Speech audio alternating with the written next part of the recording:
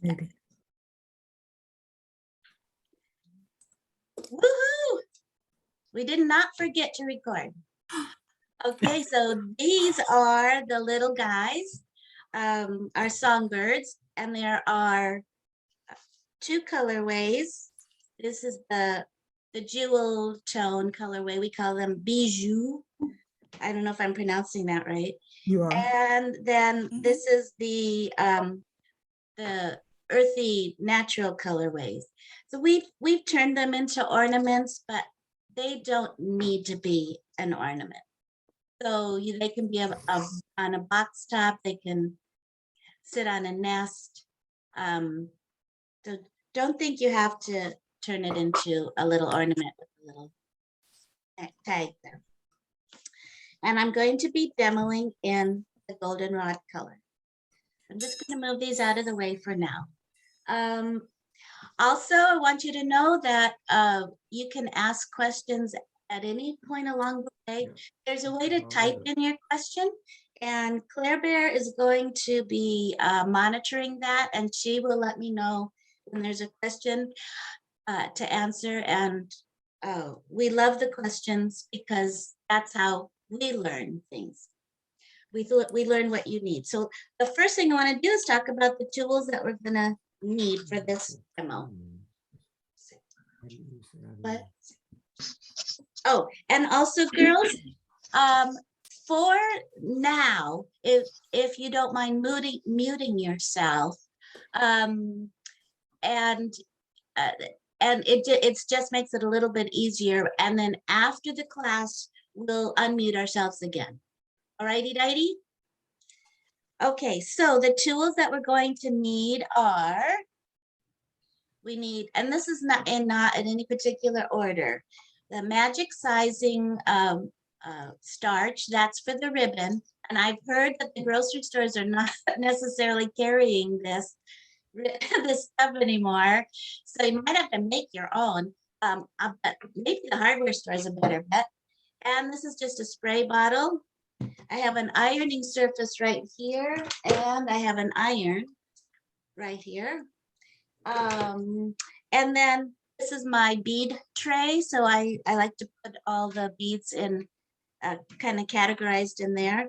You need thread, several scissors, stuffing tools, pencil, needle nose pliers. It's just a little bit of an aid. Needles. I have a milliner's needle and chenille needles and some straight pins. I have two kinds of straight pins, applique pins, and just regular pins. I have a little pin cushion, and I have a thread conditioner. Sometimes I need a little bit of tape, and I also have Aleene's original tacky glue, and that's for very minor use. I always keep it upside down. And then, oh, I have a ruler, and I think that's all the tools that I need, and I have my instructions. All right, so let's get started. Let me move my tools out of the way.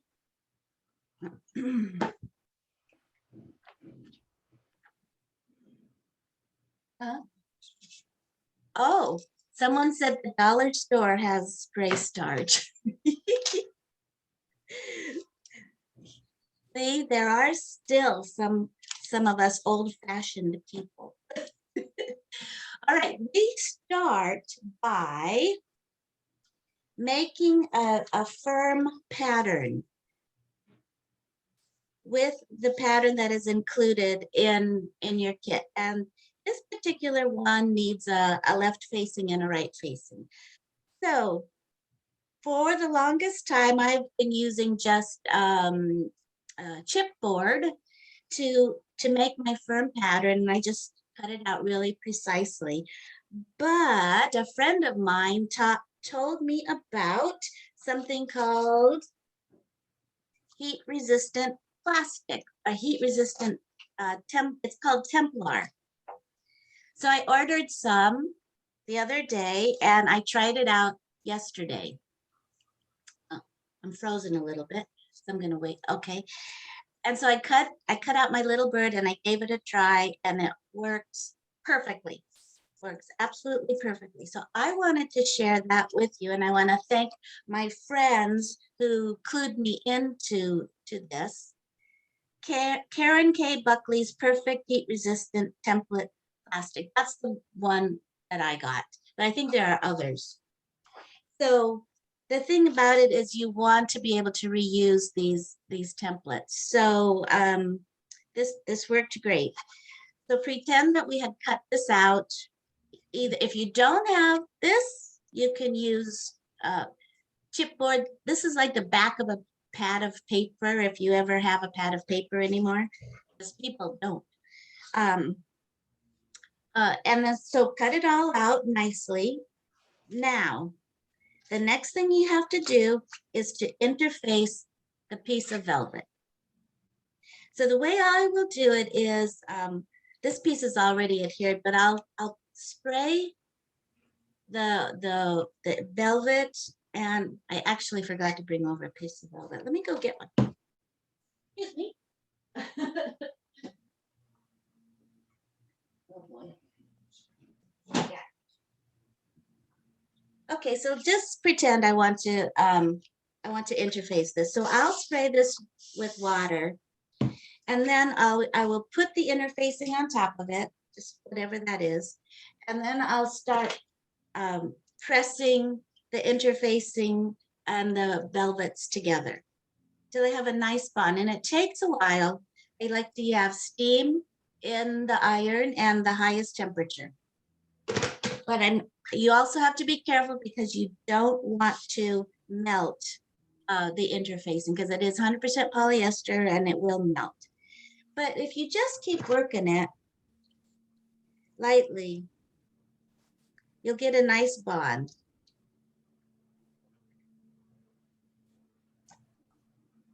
And sometimes it pulls away. And if it does, you just go back in and heat it up again or adhere it again. So you can use your heat resistant piece and trace the bird onto the velvet. So remember, you need a left facing and a right facing for this pattern. So then we're going to cut this out. So I have a piece here. Oh, you know what? I think and when I said the tools, I didn't include that in the interfacing. I mean, didn't include the interfacing in my tool list, but it's in the kits. We include it in the kits. And I use a fusible knit interfacing on the velvet a lot because it's lightweight and it moves and gives, and it's easy to go. Oh, okay. So now we just cut this out, and we're just going to give it a 1/4 of an inch seam allowance all the way around.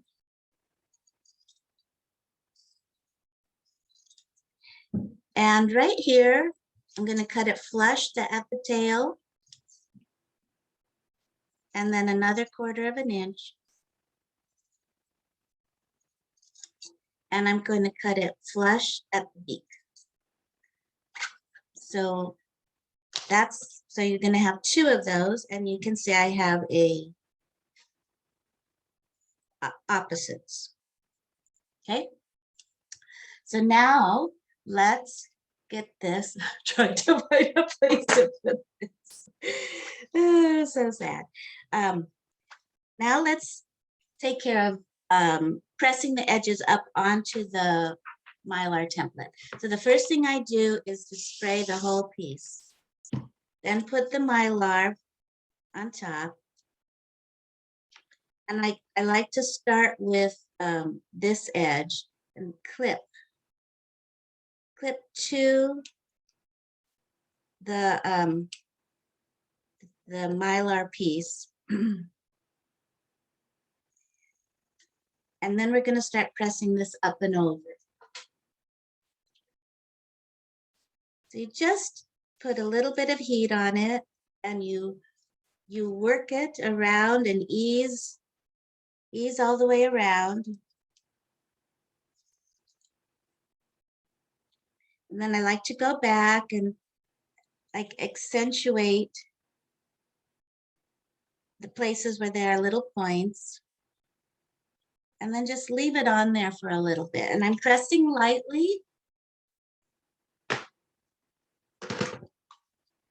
But I want it to at least to adhere a little bit. Now there's going to be some excess right there, and I'm going to just trim that off. And now we'll go ahead and do the other edge. So right here, we have a concave curve, and that needs to be clipped. I'm going to clip it here a little bit too. And then we're going to finish pressing up. So it is a little bit of a fussy shape, but it's a really nice way to approach something like this and have it look the way it's supposed to look.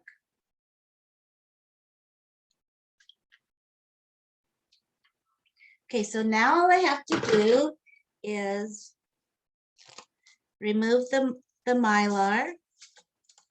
See, it's curved a little bit, but it worked great.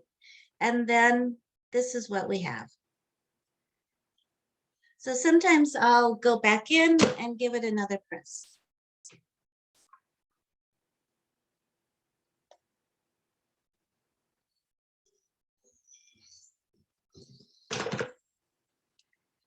Ta-da! Now we don't need this anymore. So we're going to get rid of it for a minute. And the next thing we want to do is we need to make our little ornament hanger, only if that's what your plan is to do next. So let's just make one. This is my little cording trick. I remembered at 9 o'clock I was supposed to watch this. So I jumped up and Okay, so I have my little cording, my little piece of DMC floss. You can use 2 shades if you want to make this cording. And I learned this trick from my mom, how to make your own cording. So I'm going to put it up here. Yeah, and maybe you can see more. And from this end, I'm going to start twisting. Twist, twist, twist, twist, twist. Can you see the cording twisting?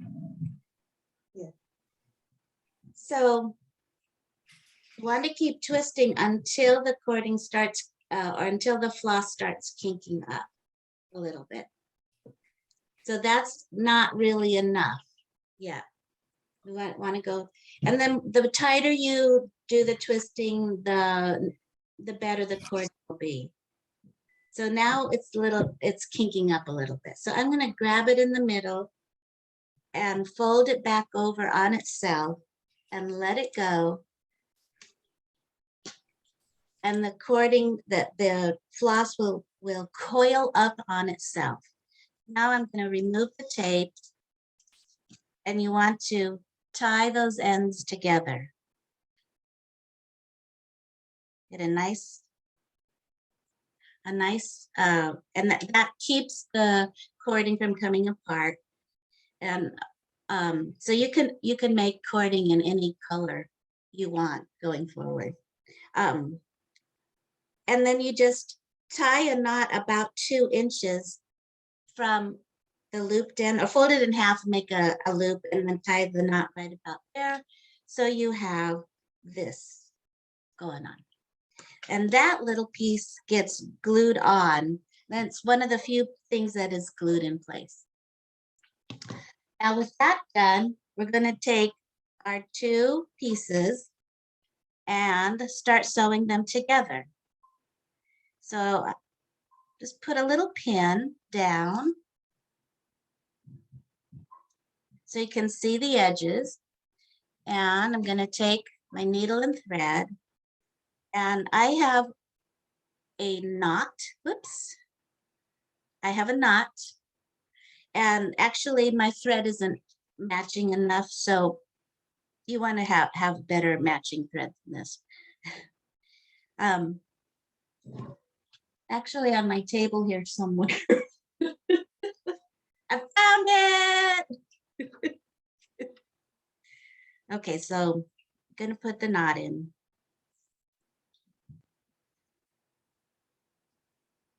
So take your needle and thread and slip it underneath the seam allowance there so that the knot is hidden or can be hidden.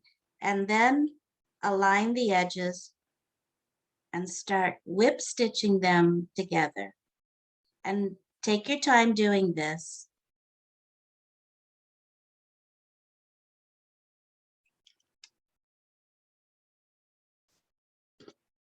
That's better. I had to change my glasses. So take your time doing this so that you have a really nice, clean look. The stitches are pretty close together. The velvet is great because it really hides your stitches.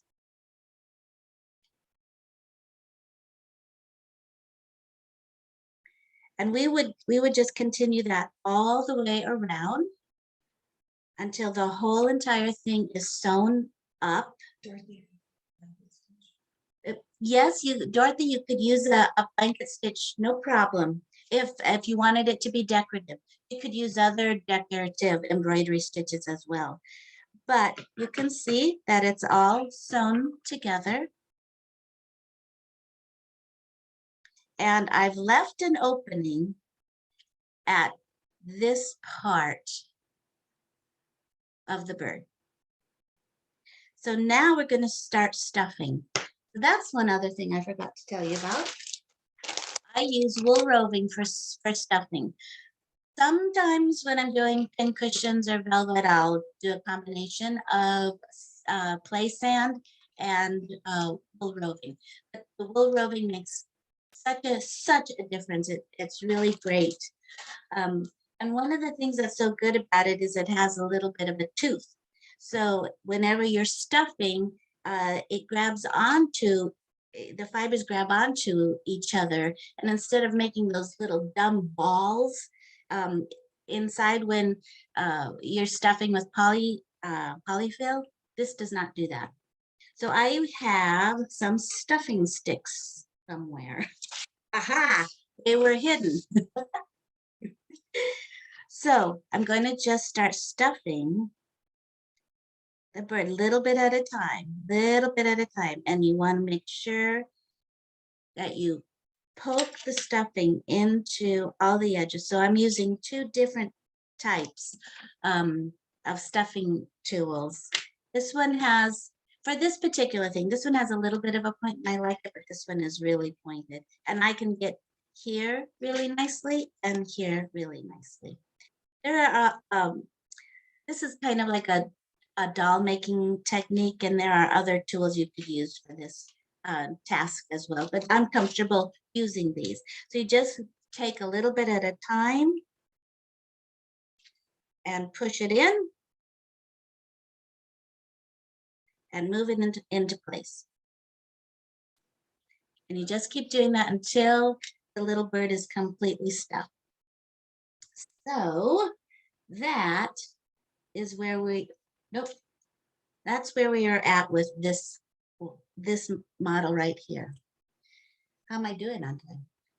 Oh, I'm doing good on time. I'm right on schedule. Okay, so I just wanted to say that maybe you don't want the bird to be any fancier than this, or maybe you want to do your own thing at this point. So feel free to do that. The little shape is so cute and it's really tiny. It's only, it's a little, it's about 3.5 inches all together, just the bird shape. And not even 2 inches from this way.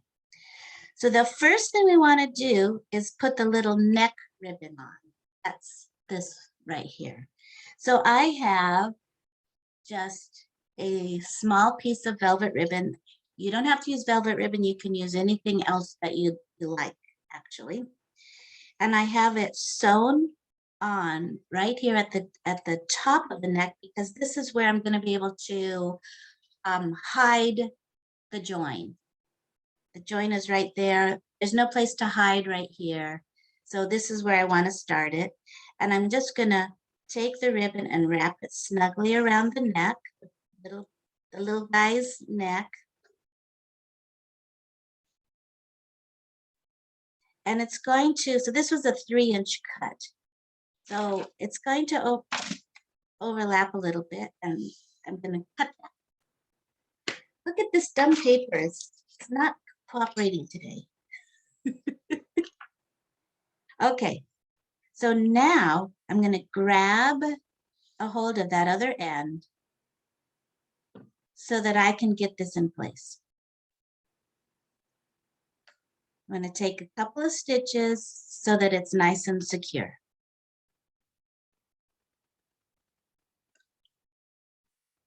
And you can adjust the location and fix it a little bit as is needed. And then rather than, I mean, I could tie a knot right here with the thread because that's all going to be hidden too. And then I just like to lose the thread end. So I'll just insert it and come out somewhere away and trim that off. So the neck ribbon is done. Now, the next thing we want to do is start beading the belly. So that's this area right here. So I want to mark where I want the beading to start and stop. So I want it to go from there and all the way over to there. And these little applique pins are really great for marking. And I learned that little trick from a friend of mine. So I learned the best tricks from my friends. So let's get our beads. So for the belly, I'm going to use this grouping. This grouping right here. So I have needle and thread ready. And I did put a little knot on here. This is gonna be used as a waist knot. So I'm just gonna start somewhere and then travel to my first pin. And when I'm at my first pin, I'm going to take a couple of stitches in place to lock the thread. I think I want to tell you before I move on that this end and this end is not finished. We don't have to worry about it. It's covered with the tail here, and we cover the beak with ribbon. So don't finish that. It's not necessary. So now, see my little waist knot, I can trim it off so that the thread can just disappear. Okay, so I'm going to put the beads about 1/8 of an inch apart all along the center bottom seam. So I grab a sequin and then a seed bead, and these are size 15. I stitch back into the sequin, but around the seed bead. So the seed bead will anchor the sequin in place. I'm using a size 10 milliner's needle for this task. And most of the time, a size 15 seed bead the needle will be able to go through the seed bead. Sometimes it will not. So you just set those little guys aside. Or if you don't, or another option is to just use a bead embroidery needle size 10.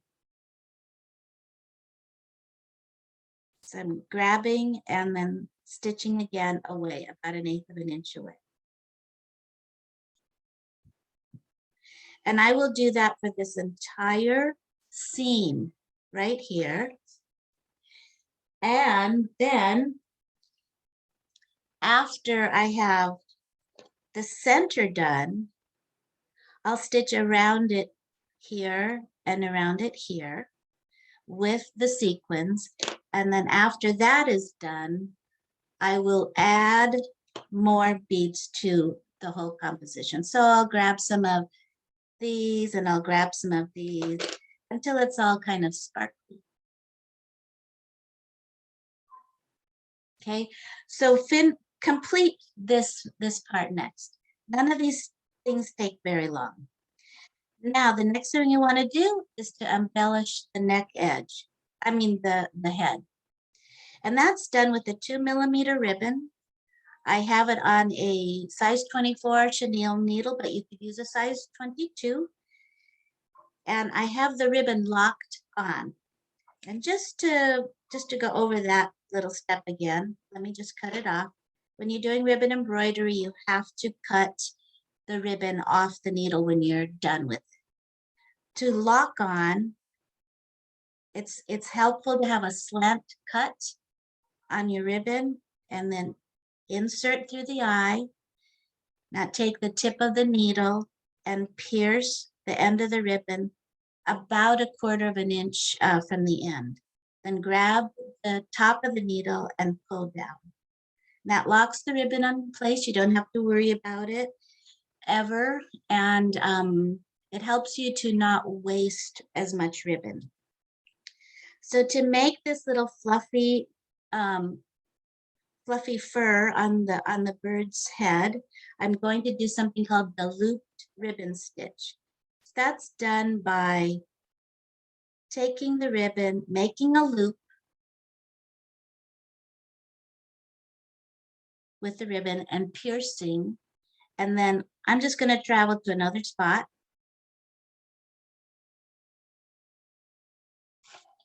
And sometimes I need a needle nose pliers to get something through carefully without sinking other stitches. So I just pull through, and in the process of completing that stitch, I'm going to stop when there's a second loop. Now, I don't know if you can see very well. But let's do a couple more. Make a loop, stitch away, grab the needle nose. It's a little tight.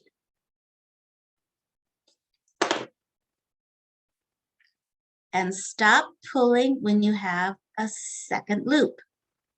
So let's do that again. Make a loop, stitch away wherever you want your next stitch to be. Pull through, whoops.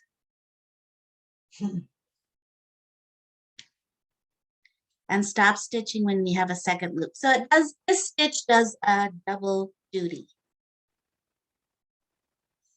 And you can do as many loops as you want. You can make your bird be as fluffy as you want. Doesn't matter to me. But let's end it. I'm going to take it down here. I'm going to complete that last stitch.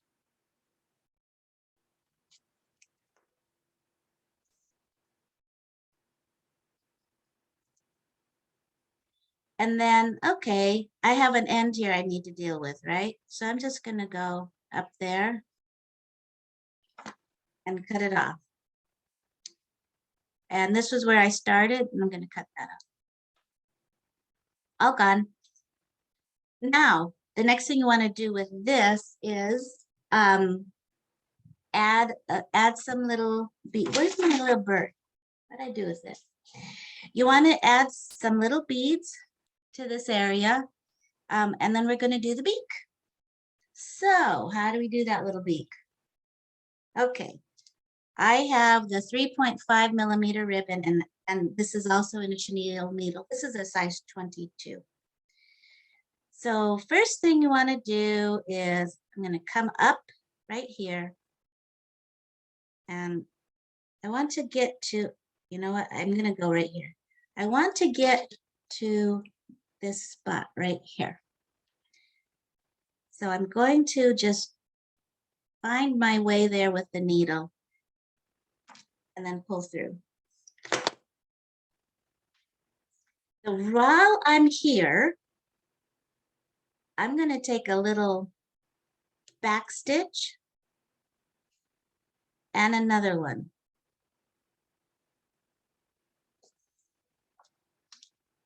So now I've locked the ribbon there and I can get rid of my knot here.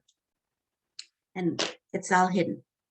All right, now, in order to do the beak, we need to take the ribbon around the little nose area.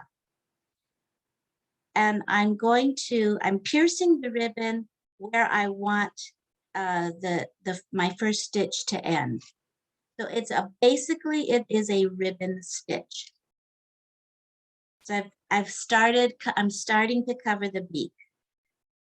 And then I'm going to do it on the opposite side and go back down to where I started. Pull that through. And continue to do those same stitches around the beak until it is completely covered. And you see, I have a little, I don't know if you see it, I have a little tiny bit of a gaposis right there. So I needed to add a couple more stitches so that it's kind of padded, and it won't it won't show through like that. So those are the steps all completed. The belly is all done. The neck is all done. I mean, the head is all done with the beads and the beak is all done. So now we're going to move on and make the wings. All right. First thing we're going to do is take our piece of organza. So you have a piece of organza that's about 2 inches by 8 inches. And you want to cut that piece in half so you have 2 4-inch lengths. This is just like a roundabout. If it's not exactly 2 inches, it doesn't matter. So I will take my iron and ironing board and press those 2 pieces, press those 2 edges forward so I make a triangle. And it's a nice crisp shape, nice crisp press. It's organza, so it presses beautifully anyway.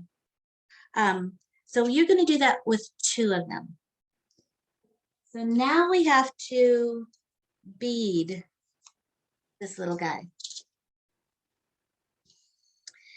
The thing about these wings is just like with the body, you have to have a left facing and a right face. So the edge is, this edge right here is the edge that is beaded. So where the fold has come down is beaded. And I mark the edge at 1/8 inch intervals. And I just eyeballed it all the way up to about there. And then we're going to add sequins to that piece. So we take these, and now these are a different, this is a different set of sequins. So you just, again, grab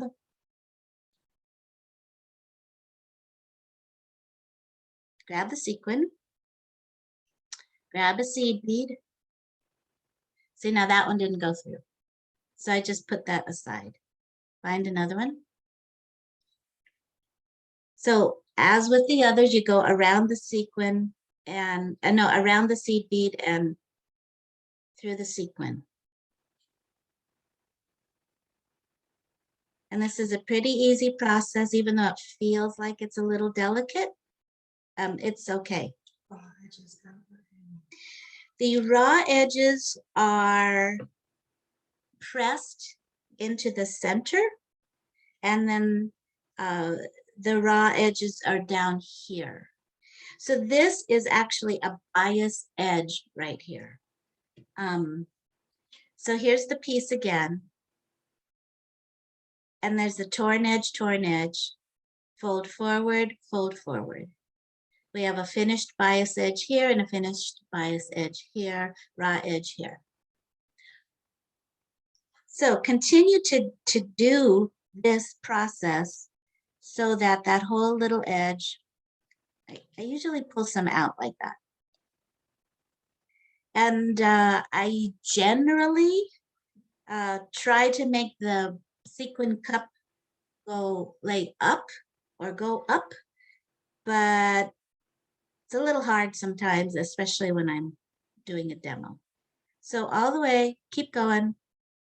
Don't pull your thread super tight, but it's really kind of it's kind of knotting each time, just because we're going in the same area. So we'll do that until both wings are completely beaded. And then we're going to set these aside for now because it's time to make the ribbon aspect of our guys. Okay, so that is done by taking the 13 millimeter ribbon. So I have lightly spray starched this ribbon, and I've begun to mark it. And it's being marked at 1 1/4 inch intervals along one edge. I think I want to move this over a little bit. I think I want this. Sorry, guys. Okay, let's see. We want the whole piece to show. All right. So using the ruler here on my work surface, actually, let's take it down here. Or we could even use this. So this is my first mark, and I'm just doing a dot. So every 1 1/4 inch, I'm going to do another dot, another dot, another dot. And what we're doing is making zigzag ruching. What? And looping stitches on the head. What? And looping. Yes. Would it be a good idea to secure loop Oh. before going to next? Oh, someone asked about the loopy stitches on the head. Would it be good to secure each one? And yes, it absolutely would, with a little bit of thread, needle and thread. Yeah. Or the other thing that can secure it is the little beads when you go back in with beads. Yeah, definitely. Anyway, we're doing something called zigzag ruching, and some of you know that I love ribbon work, and I just want to show you the difference between zigzag ruching and coin ruching. So zigzag ruching creates equal sized loops on either side of your stitch line. Coin ruching creates a big space and a small space on either side of your stitch line. So coin ruching will look like this, and zigzag ruching will look like that. So they're two completely different techniques. They create a slightly different petal. Hi, Jude. Petals. For coin ruching, you get a little rounded one, and there's a little bit more pointed for the zigzag ruching. I just wanted to point that out. Okay, so we're going to mark this whole thing at 1 1/4 inch intervals. The reason we're doing 1 1/4 inches is because it is 2 times the width of the ribbon. And that is the same that we would do with coin ruching. If you do anything more than that, then it'll be too roughly and the whole shape will be lost. If you do less than that, then every one of these little petals will really cup. I think that could be a possibility, but you don't want it to have too much because it would be pointless. Everything gets all locked. I have a lot of threads here. All right, so throughout along the whole length, I have 13 intervals that are marked. 1, 2, 3, 4, 5, 6, 7, 8, 9, 10, 11, 12, 13. On the other, now I'm going to turn this around and I'm going to start marking the other side. I want 12 intervals on this side, but I have to start at an in-between spot. So 5/8 is the in-between spot for this for at 1 1/4 inches. So from there, I'm going to move my first spot over to an easier measurement for myself and mark off again 1 1/4 inch intervals all the way down for the whole length of the ribbon. all the way down, all the way down. Oh, I gotta move it now. So that I have 12 intervals on this one side. And you'll see that this interval, this mark is halfway between this and this. The next thing I'm going to do is cut off about a half of an inch on either side and press those ends in. And what that will do is it will give me a finished edge right here and on the other side, so I don't have to worry about raw edges. And then we're going to start sewing. So let's see. So with ribbon work, we don't do knots. So I'm going to have doubled thread that I have conditioned. I'm going to go up at that first knot and then take 3 little whip stitches in place. 1, 2, 3. Now these tails need to go away because I don't want them to bug me. And from this point on, we're going to connect the dots in a zigzag fashion. And I'm also collecting the ribbon on the other side, our finished edge. So I'm going to go up to this dot, pull the ribbon through, and it just so happens that I can just trim this off now. Now we're going to go down to the next dot. So mark those, catch those dots every single time.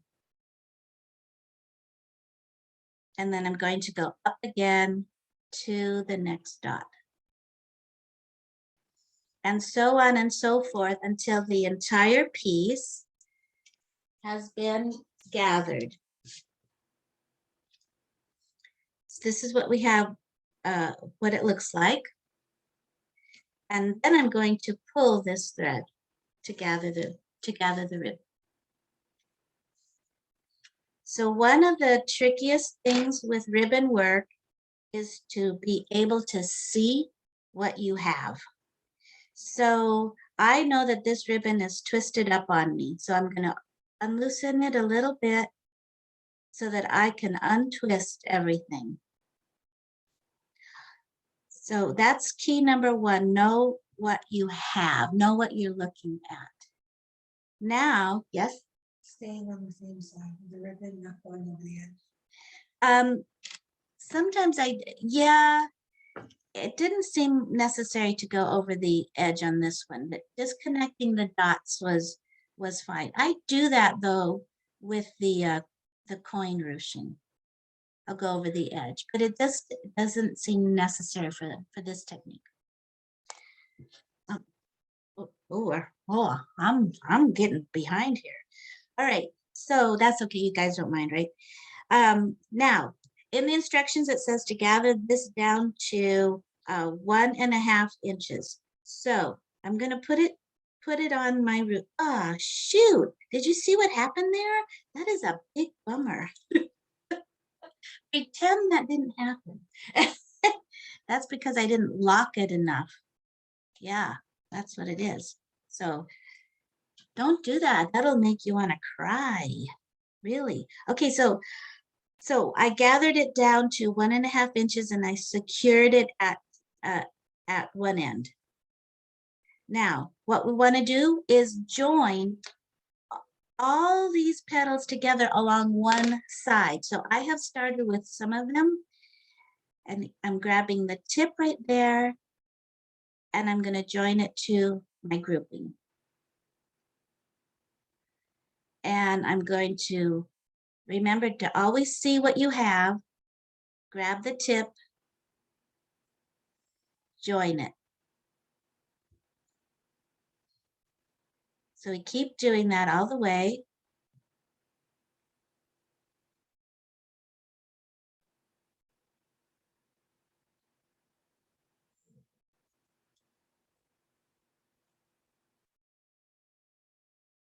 till we get to the last one.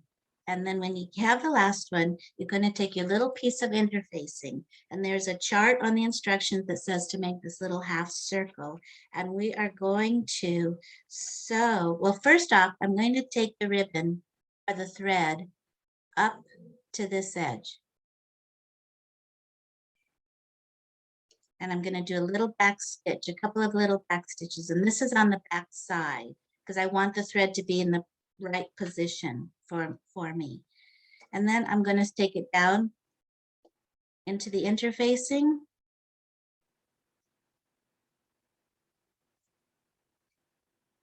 And start securing the ribbon to the interfacing. And this makes the piece be easier to deal with. So I'm doing big stitches right now, but you want to do smaller stitches.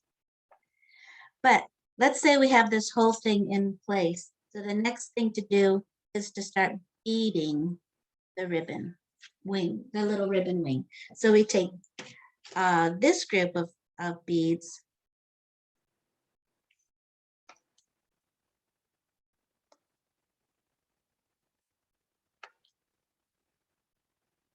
and we stitch down. And we're going to do this on the along the entire stitch line, really, which is what it is. My dog is saying, why are we still doing this? So let's say we have that all completely done, right? So this is what that looks like. And I've trimmed away the excess interfacing. So that interfacing really makes it easier for me to manage this little tiny piece. And you see how sweet it is. So just imagine multiples of these together to make a beautiful flower or whatever. I mean, it's great for wings, great for angel wings. All right, so now we have to attach this to this. And I have the wrong side up. And remember, we have to do a left facing and a right facing. So we would have it, let's see, it would look like this. Yeah. So this wing is going to be attached right here in the middle on the wrong side. So I will hand sew that in place and fold it over and then gather this bottom edge to make one complete wing. So I will hand sew it along that little tiny edge there. And it really works out nicely to where you will have 2 of these beautiful little wings. Ta-da! So I think the hardest part with this is remembering you attach the ribbon wing to the underside really of the sequined edge, from the sequined edge. All right, now we have a little tail we need to make. So that's done by taking the skinny little piece of organza and you're going to press it up so you can offset the edges, which you can barely see here, but the edges are offset ever so slightly. Then we press the ribbon up like so, or press the organza and then press it down like so. So we're making kind of a triangular shape. So let's say I pin this together, okay? So we're going to take this guy and we're going to pin him in place, pin the tail in place. Huh? Yeah, pin the tail. I got it a little too high. Yep. And then we will hand sew So we're going to hand sew the tail. It's really marginally done. So you can go through and through.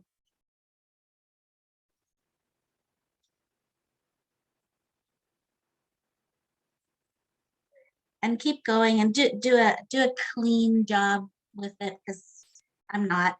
And then this can come off. You can add a little beads there, go all the way up to there, and then you can trim the tails at an angle. And they can be different lengths. Then the ribbon wings get sewn on, just like that. So hand sew them all in place. And when you're done, you have this. So you have a little bit of raw edges there from the wings where they were gather stitched, and I cover them with sequins. And I think I didn't really get to show you, or I didn't show you adequately what I would do here. So we have to pretend that the ribbon wing is in place, and then you want to gather across.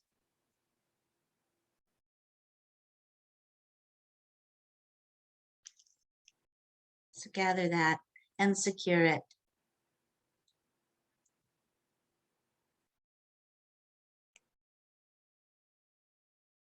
Secure it and gather it. And see, it's even cute just without the ribbon wing, but it's awesome with the ribbon wing.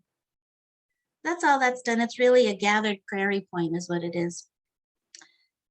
And that is the entire process. So I think now we'll go ahead and stop the recording and unmute you guys, and you can ask any questions you want.